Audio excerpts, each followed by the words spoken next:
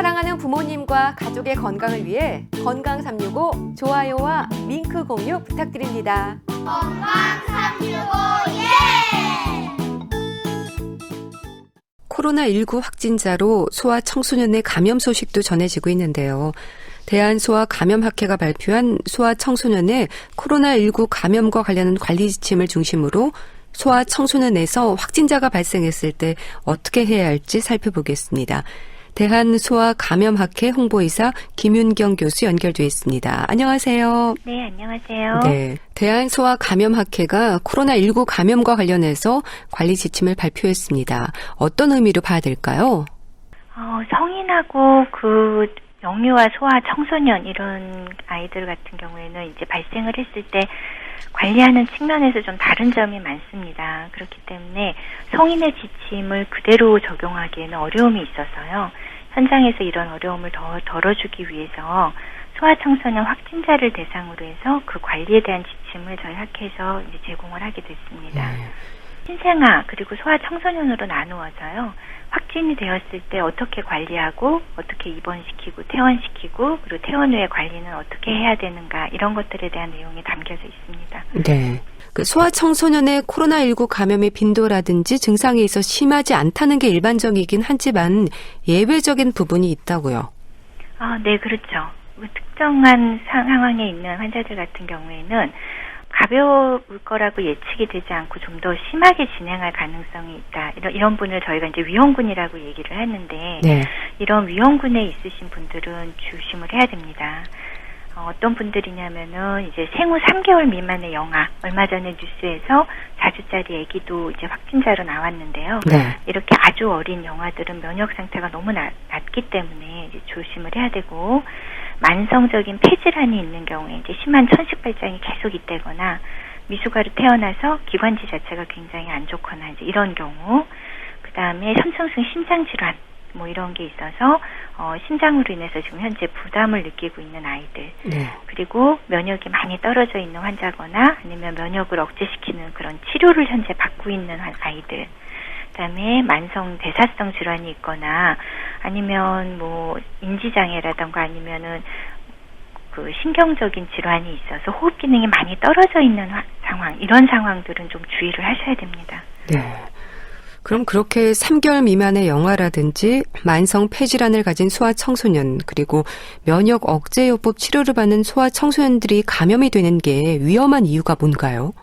그러니까 질환의 진행 양상이 굉장히 다를 수 있어요. 네. 그러니까 갑자기 중증으로 진행을 한다던가, 그러니까 대부분의 아이들은 가볍게 지날 때 이런 환자분들은 급격하게 나빠질 수가 있거든요. 그래서 치료 시기를 적절하게 하기도 어렵고 저희가 진단이 돼도 적극적으로 치료해도 그게 부족할 수도 있는 그 정도의 중증으로 진행이 가능하거든요. 그렇기 때문에 위험하다고 얘기를 하는 겁니다. 예. 이런 경우에는 반드시 입원 치료를 받아야 하는 거네요, 그럼? 네, 되도록이면 자가격리보다는 입원해서 저희가 함께 있으면서 계속 모니터링을 하고 얼마나 나쁜 속도로 가는지를 봐야 하는 게 안전한 겁니다. 나타나는 증상이 어떨 때 조치를 취해야 할까요? 역시 바로 병원에 데려가면 안 되는 거죠? 일반적인 아이들 같은 경우에 이제 확진이 나와도 대개는 증상이 그렇게 심각하지 않다라는 게 현재까지 나와 있는 제한된 자료이긴 하지만 그런 자료에서는 그렇게 보여지고 있거든요. 네. 그래서 그냥 호흡이 일단 엄마가 보시기에 숨 쉬는 게 편안해 보인다 그러면 급히 병원에 가시는 것보다는 자가격리를 하시는 게 좋고요. 예, 평소와 다르다. 우리 아이가 평소와 너무 많이 다른 것 같다. 이러실 때는 그래도 병원에 오시는 것이 좋겠습니다. 예. 그럴 때 그 확진자들의 의심 증상은 성인하고도 같습니까? 비슷해요. 비슷한데 그 설사 같은 위장관 증상을 조금 더 많이 호소한다고 보고한 그런 논문들이 있고요. 네.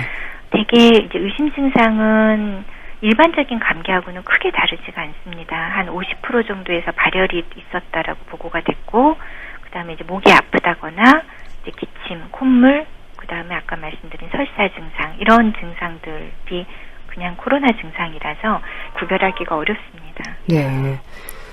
그 확진된 소아 청소년의 상태를 판단할 때의 기준은 어떨까요? 성인하고는 저희가 조금 다르게 설정을 했는데요. 네. 예, 경증 환자의 판단 기준과 중증 환자의 판단 기준을 따로 나눠서 예, 두 가지로 크게 나눴습니다. 그래서 저희가 중증 환자 같은 경우 이제 호흡곤란이 있는 거 위주죠. 숨이 굉장히 빨리 쉬거나 평상보다 이제 숨 쉬면서 숨 차서 이제 코를 막 벌렁거리고 숨을 쉴 때 흉곽이 이렇게 쏙쏙 들어가는 게 보여진다거나 아니면 너무 숨이 차면 아이가 숨을 놔버리기도 하거든요. 이제 그러면 아예 숨을 안 쉬는 기간이 생겨요. 무호흡이 오거나 아니면 아기가 파랗게 변하는 거죠. 피부 색깔이 보라색이나 아니면 더 심하면 아예 파랗게 피부색이 변하거나 애가 많이 처지고 거의 먹지를 못한 거나 애가 막 늘어지고 소변도 하루 3번 이하로 많이 줄어들고 이러면 이거는 중증입니다. 이렇게 되면. 생후 45일 된 아기가 코로나19에 감염되는 일도 있었고요. 그러다 보니까 아이를 키우는 부모들이 걱정이 많지 않습니까? 네. 특히 10살 미만의 아이가 코로나19 감염으로 확진이 됐다면 보호자는 어떻게 해야 될까요? 돌보는 데 있어서 아무래도 당황하기 쉽잖아요. 그렇죠. 아이들은 사실은 어른은 확진이 되면 그냥 자가격리로 방문 닫고 들어가 있어서 혼자 계시면 되는데 아이들은 돌봄이 필요하기 때문에 훨씬 어려워집니다. 여러 가지 상황에서. 네. 어려움을 많이 느끼고 계십니다. 실제로. 일단 아이를 좀 안심시키는 것도 중요하겠어요. 보호자 입장에서는. 네, 근데 이제 설명이 되는 그 말을 이해를 할 수 있는 연령층이면 그래도 그게 가능한데 네. 아이들 입장에서는 굉장히 불안해합니다. 왜냐하면 병원만 와도 사실 불안한데 그렇죠. 확진이 되면 의사나 의료진들이 다 이상한 옷을 입고 아이를 대하게 되잖아요. 그러니까 아이가 보기에 굉장히 무서운 상황이 됩니다. 그래서 그런 면에 있어서 정신적인 어떤 영향력 이런 거에 대해서도 충분히 고려하고 대처해야 된다라고 이렇게 권고를 하고 있습니다. 네. 소아청소년의 퇴원과 격리 해제 기준은 어떨까요? 성인들과 좀 다르지 않을까 싶은데요. 예, 아무래도 애들이 이제 문제는 이제 두 가지 측면에서 있는데 하나는 임상 양상이 어른들보다는 그래도 가벼운 경우가 조금 더 많다는 점. 그다음에 바이러스 배출 기간이 이게 지금까지 나온 자료를 보면 꽤 길거든요. 네. 그러니까 어른 소화할 것 없이 꽤 길게 유전자 검사에서 나오는데 이제 그렇다 그러면 이제 초기에 바이러스만으로 음성이 나오던 바이러스가 이제 안 나오는 게 2번 정도 이렇게 확인이 되면 이제 해제를 하자 이런 기준을 처음에 적용을 했었는데 네. 이렇게 하다 보니까 아이가 너무 좋아져서 이제 막 거의 뛰어놀고 싶어하는 정도인데 집에 못 가고 계속 병실에 있어야 되는 상황이 많이 벌어지는 상황이 됩니다. 그래서 이런 건 사실 맞지가 않아서요. 유전자적으로 바이러스가 나온다 하더라도 실제적으로는 그 바이러스가 살아있는지 죽어있는지는 사실 확인이 안 되는 상황이거든요. 네. 그래서 저희 지침에서의 격리 해제 기준은 일단은 퇴원은 격리 해제하고는 조금 다른데요. 이제 퇴원 같은 경우에는 발병이 되고 일주일 이후에 임상 양상이 완전히 호전돼서 아기가 너무 좋다, 상황이 좋다 이러면 사실 퇴원은 가능합니다. 네. 언제든지. 예. 그래서 이런 퇴원 가능이고 그다음에 일반적인 격리 해제 기준은 성인하고 크게 다르지 않습니다. 바이러스 검사로 이제 음성을 확인을 해야 격리가 이제 되게 됩니다. 예. 그럼 그렇게 소아청소년 확진자를 격리 해제할 때에는 보호자도 함께 음성 결과를 확인해야 하는 겁니까? 예, 같이 그러니까 보호자가 만약에 확진자였다면 확진자 기준으로 그분도 그 조건을 충족을 해야 격리가 해제되시는 거고요. 네. 만약에 보호자는 확진자가 아니었고 아이만 확진자인데 내가 그 아이를 돌봤다. 이런 경우라면 확진자에 접촉을 했을 때 그 접촉자 격리 해제 기준이 따로 있습니다. 네. 그래서 그 격리 해제 기준을 만족하셔야 이제 같이 격리가 해제가 되겠죠. 네. 근데 영아의 경우에는 이제 아이만 감염된 경우, 엄마만 감염된 경우, 또 아이와 엄마가 모두 코로나19로 확진된 경우, 이게 다 있을 수 있잖아요. 네, 그렇죠. 이럴 때 모유 수유는 가능한 건가요? 일단 크게 보면 이제 엄마만 확진된 경우, 그리고 아이가 확진된 경우 이렇게 두 개가 있을 것 같아요. 네. 그래서 일단 엄마만 확진이 되고 아이는 아니다라고 나온 경우에는 사실 지금까지 굉장히 제한된 자료긴 한데 모유에서 바이러스가 검출됐다고 보고한 사례는 없거든요. 네. 그렇지만 이론적으로는 모유에서 바이러스가 나올 가능성도 배제할 수는 없는 상황이고 그래서 아직은 정보가 없기 때문에 권장하고 있지는 않습니다. 엄마가 확진자고 아이가 확진이 되지 않은 경우에는 네. 그렇지만 아이가 이미 확진이 됐다. 그러면 이제 그 다음에 엄마도 같이 확진된 경우가 있을 거고, 그 다음에 엄마는 아니시고 아이만 확진된 경우도 있을 수 있잖아요. 일단 아이가 확진이 되면 모유 수유는 가능은 해요. 네. 아이가 이미 걸렸기 때문에. 근데 엄마가 확진자가 아니신 경우에 잘못하면 아이로부터 엄마가 감염이 되실 수가 있잖아요. 그렇기 때문에 그럴 때 수유를 하실 때는 되도록이면 유축해서 아이에게 주시는 걸로 직접 접촉을 하지 마시고 유축해서 주시는 것을 조금 더 권장을 하고요. 예. 그다음에 엄마도 같이 확진이 되셨다면 그냥 직접 수유를 하셔도 크게 무리는 없겠습니다. 네. 분유나 이유식을 먹일 때는 어떨까요? 일회용 젖병을 사용하는 게 좋을까요? 되도록이면 그렇게 하시는 게 좋죠. 네. 시판 액상 분유 같은 거 주거나 그건 이제 주고서 바로 버리면 되니까요. 아니면 이제 일회용 젖병을 사용하고 폐기하는 걸 권장은 합니다. 그렇지만 만약에 그렇게 하기 어려우신 일반 젖병을 사용해야 된다 이런 경우에는 젖병을 다른 식기와 분리해서 세정제와 온수로 철저하게 세척을 해서 사용을 하시는 것을 권장을 합니다. 예. 먹고 남은 분유나 이유식은 뭐 폐기 처리해야겠죠? 그거는 이제 일반적인 경우에도 그렇게 하시는 게 좋고요. 예, 이유식 같은 경우에는 이제 판매해서 소분해가지고 이렇게 한번 먹고 버리는 그런 걸 이용하시거나 네. 아니면 가정식 만드셔도 좋은데 그거를 일회용식으로 이렇게 용기에 담아서 먹이고 나머지는 폐기하시는 게 좋습니다. 네. 예. 코로나19에 감염된 영유아 확진자의 경우에도요, 마스크를 착용해야 될까요? 맞는 게 없을 것 같은데요. 온 가족이 다 확진자다. 그러면 사실 그 온 가족이 확진돼서 서로 같이 격리되어 계시는 경우라 그러면, 사실 아이 하기가 힘들죠. 예. 자가격리인 경우에. 근데 이제 병원에 들어와 있는 경우에는 의료진을 보호하셔야 되기 때문에 마스크를 하도록 하고 계시거든요. 확진자들은. 근데 아이를 24시간 동안 마스크 씌워놓는 건 사실상 굉장히 어려운 일이어가지고요. 네. 아이를 접촉하는 모든 사람들이 접촉자 보호를 하는 것을 권장을 합니다. 철저하게 보호 방호복을 사용을 해서 접촉자들이 감염이 되지 않게끔 주의를 하고 가능한 한 아이에게도 조금 더 가벼운 마스크라도 쓸 수 있다면 하게 하는 걸 권장을 합니다. 아무래도 보호자의 위생이 중요할 것 같은데요. 네. 개인 보호장구라고 한다면 마스크를 말하는 걸까요?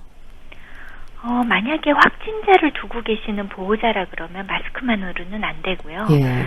본인이 보호자도 확진이 됐다 그러면 모르겠지만 보호자는 확진이 안 되신 경우다. 그러면 감염을 막아야 하기 때문에 최대한 그 보호장구를 갖추시는 게 좋습니다. 뭐 위에 가운을 하나 입으시고 마스크 쓰시고 손 세척 잘 하시고 글러브 쓰실 수 있으면 쓰시고 이렇게 보호장구를 철저하게 하시는 게 중요하죠. 병원에서 이제 저희가 같이 격리를 하면서 아이를 돌보고 계시는 그 음성이신 보호자분들은 의료진과 마찬가지의 장부를 구비를 하시도록 저희가 그렇게 하고 있습니다. 예. 아이가 격리되는 동안에 장난감은 어떨까요? 이것도 소독해야 될 것 같은데요. 네, 어떻습니까? 네, 소독해야 됩니다. 그 호기 바이러스긴 한데 네. 표면에 수시간 동안은 머무를 수가 있거든요. 그렇기 때문에 이제 굉장히 어려운 일인데요. 격리시켜 놓고 장난감도 안 주는 건 사실 정말 어려운 일인데요. 네. 최소한으로 개수를 줄이고요. 예. 아이 위에 다른 사람이 같이 만지지 않게 해야 됩니다. 예, 그리고 사용한 장난감은 의료 폐기물에 준해서 이제 폐기하거나 아니면 이제 격리 해제 이후에 알코올 또는 이제 뭐 락스 같은 거로 소독조를 깨끗하게 소독을 해서 락스가 남지 않게, 락스가 아이 손에 이제 남아있는 성분이 묻으면 이제 피부염 같은 게 생길 수 있기 때문에 네. 잘 세척을 해갖고 사용을 하시면 되겠습니다. 네. 영유아기 아이들의 목욕 방법에 있어서도 조언이 필요할 것 같은데요. 이건 또 어떻게 해야 될까요? 보호자가 같이 감염이 안 된 상태에서 아이를 목욕시켜야 된다. 그러면 마찬가지로 개인 보호구를 착용하고 하셔야 됩니다. 네. 굉장히 힘든 일이죠. 그렇겠네요. 예, 그러니까 아이를 돌보는 게 정말 보호자로서 너무 힘든 일이신 것 같습니다. 그 부분에 있어서는 또 아이가 목욕한 공간을 잘 세척을 하셔야 돼요. 애기 목욕이야 뭐 하던 대로 하시면 되는데 그 공간을 알코올이나 아니면 락스 등의 소독제를 이용해서 청소를 하셔야 되고 네. 마찬가지로 그 소독제를 충분히 세척을 하셔야 됩니다. 정말 보호자의 위생, 보호장구 착용, 또 목욕 공간의 소독 작업도 중요한 일이겠네요. 네. 기저귀 처리는 어떻게 할까요? 보호자가 조심할 부분도 많을 것 같습니다. 네, 그렇죠. 이게 쇄변이나 소변으로 배출되는 걸로 그렇게 알려져 있기 때문에, 네. 예, 그게 참 쉽지가 않습니다. 그래서, 이거를, 근데 이제 실제로 대변으로 나가는 코로나가 다른 사람들을 전파시켰다라는 사례 보고는 사실 또 없어서, 네. 이게 아직은 잘 모르는 영역인데요. 모르기 때문에 주의를 해야 되겠죠. 그래서 보호자가 기저귀 갈 때 개인 보호구 착용해서 그 손위생 철저하게 준수해서 하셔야 됩니다. 왜냐하면 대변에 묻은 그 바이러스를 손을 통해서 이렇게 변비시키면 안 되기 때문에. 손위생을 철저히 하셔야 되는군요. 네. 그래서 그거를 되게 주의하셔야 되겠습니다. 네. 역시 대소변이 묻은 기저귀는 폐기물 처리를 해야 되는 거였겠죠? 네, 원래는 이제 의료 폐기물로 관리가 돼서 네. 예, 이거를 관리를 하셔야 됩니다. 보건소에서 제가 알기로는 이제 보건당국에서 제공되는 의료 폐기물 전용 봉투 내부를 한번 소독하시고 네. 기저귀를 봉투에 담고 그다음에 2차 소독해서 밀봉하고 이렇게 전용 용기에 담고 이제 저희 병원에서는 이게 의료 폐기물 관리 절차가 있어서 이제 그렇게 하면 되는데 네. 이제 자가에서 하기는 사실 쉽지는 않으실 것 같습니다. 그래서 그 안내를 받으셔서 그를 밀폐하시고 그러면 이제 아마 지역 그 보건당국에서 수거가 되는 걸로 그렇게 알고 있습니다. 네.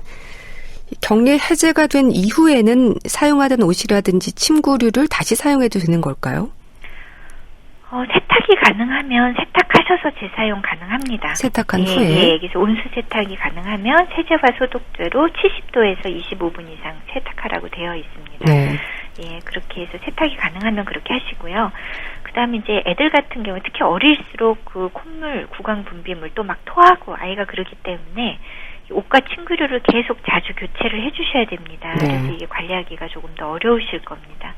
또 매트리스, 카펫 이렇게 뭐 세탁이 어려운 경우에는 이제 전문 소독업체에 위탁해서 소독을 하거나 아니면 스팀, 고온 스팀 소독을 하시는 것을 권장을 하고 있습니다. 네. 그런가 하면 임신부들은 불안해할 수밖에 없습니다. 정기적으로 병원에 가야 할 텐데 어떻게 하면 좋을까요? 일단은 현재로서는 이제 안심진료소라던가 이렇게 여러 가지 노력을 통해서 그 호흡기 환자분들을 이렇게 조금 호흡기 질환이 아닌 환자분들하고 이렇게 별도로 진료하는 시스템들이 좀 갖춰져 있고요. 네. 그리고 일반적으로 산부인과 병원 같은 경우에는 사실 어머님들이 굉장히 임산부들이 주의를 많이 하시기 때문에 호흡기 질환이 그렇게 많지는 않으시거든요. 예. 그래서 가실 때 마스크 잘 착용하시고 손위생 잘 하시고 이런 일반 저희 위생 지침을 잘 지키시면서 정기 진료를 지금 미뤄야 되거나 그런 상황으로 판단하고 있지는 않습니다. 네. 임신부가 혹시 감염으로 확진이 됐을 때 태아의 수직 감염 여부에 대해서도 궁금해하는 분들이 많습니다. 이건 어떨까요, 교수님? 현재까지는 수직 감염 사례 보고는 없습니다. 네. 그렇기 때문에 이제 감염으로 확진되신 분이 출산을 하신 경우에 저희가 그 신생아를 어떻게 아이를 대해야 되는가에 대한 건 저희 지침에도 담겨져 있기는 하지만 사례 보고가 아직은 없어서 확실하게 이제 걸리시게 되면은 수직 감염이 많이 일어난다 이런 거는 아직까지는 없습니다. 그래서 그런 부분에 있어서는 조금 더 경과를 봐야 될 것 같고요. 네. 다만 예전에 사스 같이 이제 다른 유사한 코로나 다른 종류인데 그때는 사실 이제 그 조산이라던가 이런 문제가 되는 분들에 대한 사례 보고가 조금 있기는 했었습니다. 그렇지만 아직 코로나로 확실하게 보고된 사례는 없었고요. 네. 대한소아 감염학회가 소아청소년 코로나19 확진 환자 입원과 퇴원 그리고 퇴원 후 관리 지침을 발표했고 또 따르고 있는데요. 임신부와 영유아를 키우는 부모님들에게 이 시간을 통해서 꼭 강조하고 싶은 말씀이 있으시다면요.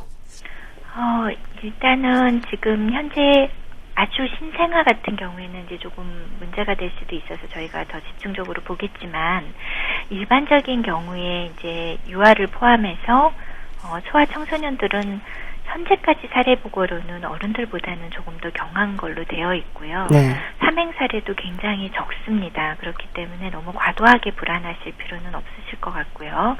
이제 개인 위생 굉장히 중요합니다. 몇 번을 말씀드려도 부족하지 않을 것 같은데요. 마스크라든가 특히 손위생, 마스크 쓰는 것보다 더 중요한 것이 손위생입니다. 손위생이요? 네, 손위생 잘 하시고 그다음에 거리두기 되도록이면 모여 계시지 마시고 이 소나기는 피해가라고 하지 않습니까? 네. 그래서 이런 전염성 질환이 있을 때는 거리두기만으로도 사실은 굉장히 많이 큰 효과를 볼 수가 있기 때문에 이런 거 잘 수행을 하셨으면 좋겠습니다. 네, 알겠습니다. 말씀 잘 들었습니다. 코로나19와 관련해서 소아 청소년에서 확진자가 발생했을 때 어떻게 해야 할지 살펴봤는데요. 대한소아감염학회 홍보이사 김윤경 교수와 함께했습니다. 말씀 감사합니다. 감사합니다.